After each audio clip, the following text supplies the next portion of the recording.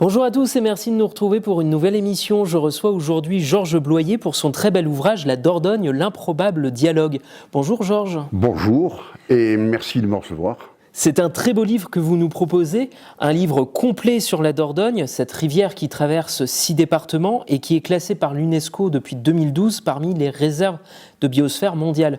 Ce livre, il est paru aux éditions La Geste dans la collection Beau Petit Pays. En le feuilletant, on se rend compte très vite que vous êtes un amoureux inconditionnel de la Dordogne. Qu'avez-vous souhaité nous faire partager dans cet ouvrage ? Je suis donc arrivé en 1975 en Corrèze et rapidement j'ai recherché des éléments qui pouvaient me rappeler ce que je vivais pendant ma jeunesse dans les Pyrénées. La Dordogne est arrivée bien entendu en premier et l'idée de la suivre de sa naissance jusqu'à son mariage avec la Garonne a mûri dans mon esprit il y a déjà un certain temps. Donc la Dordogne, elle est née de 2 ruisseaux, la Dor et la Dogne. Alors où ça, et est-ce que c'est vrai du coup son nom ? Il semblerait qu'effectivement, pour une majorité d'habitants du secteur, le mariage des deux noms Dor et Dogne ait donné la Dordogne, mais sans rentrer dans le détail étymologique ou sémantique, l'origine du mot remonterait bien avant la période gallo-romaine de type Dordonius, Dordonia, Dordoniae. Je ne vais pas décliner tout le latin là, mais c'est en fait cette étymologie latine qui a donné le mot de Dordogne. Plusieurs hypothèses concourent. Personnellement, je n'ai pas l'avis tranché. Alors dans ce livre absolument complet, composé de 15 chapitres, vous vous attachez dès le début à suivre et décrire le cours en Corrèze. On débute à Bord-les-Orgues avec ses tanneries, on traverse très vite la légende de Saint-Nazaire près de Bord, magnifique lieu d'ailleurs corrézien. Et puis on traverse aussi les associations du territoire, la Dordogne de Village en Ballarage, l'association Migado et d'autres.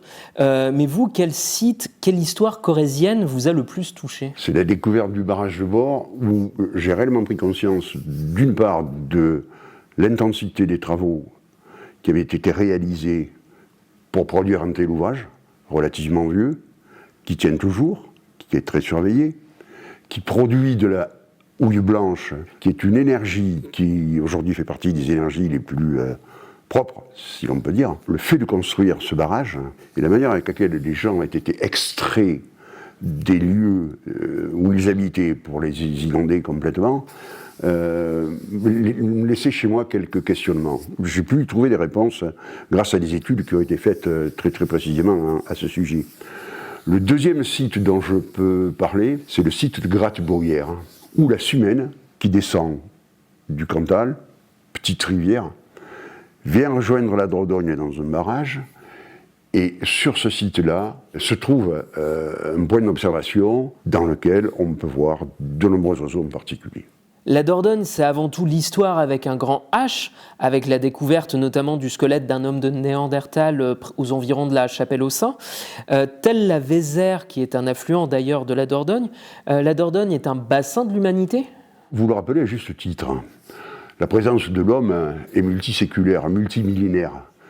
Du côté des Hésies, certes, mais j'ai trouvé bon de rappeler qu'aussi en Corrèze existait un lieu, la Chapelle-aux-Saints, qui vient de se doter d'un musée qui reprend tout le périmètre et l'histoire du site. La Dordogne, disais-je, a très certainement, de par son climat, de par la douceur de vivre qui existait déjà, était un berceau rapidement d'humanité. Et c'est une caractéristique qui est assez plaisante que de voir aujourd'hui que les habitants de tout ce bassin versant sont très certainement le produit, séculaire donc, du mariage de tout un ensemble de populations complètement différentes les unes des autres. Vous abordez également au travers de la Dordogne son histoire avec le rugby, ses activités culturelles, ses présidents et bien d'autres choses encore.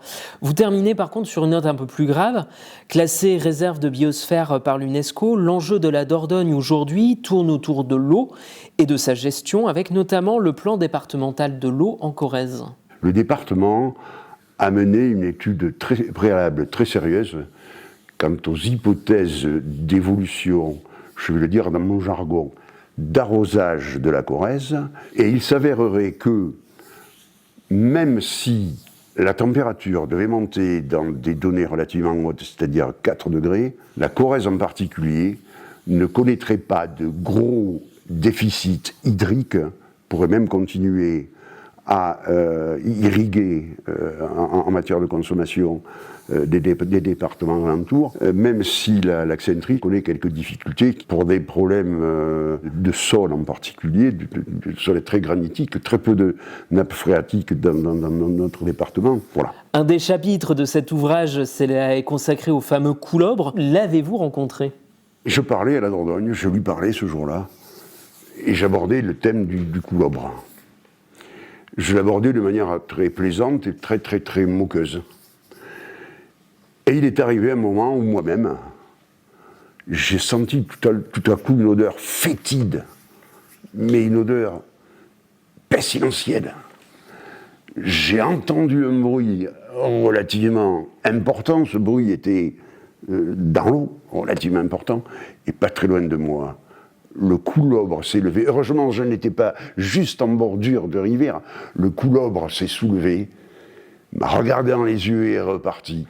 Il ne m'a pas parlé, lui, le coulobre, mais j'ai compris qu'à ce moment-là, il ne fallait pas du tout se foutre du coulobre. Il ne fallait pas du tout rire du coulobre. Merci Georges de nous avoir présenté ce très bel ouvrage, La Dordogne, cet improbable dialogue, qu'on retrouve aux éditions La Geste. Merci à vous. C'est moi qui vous remercie, encore une fois, de m'avoir reçu.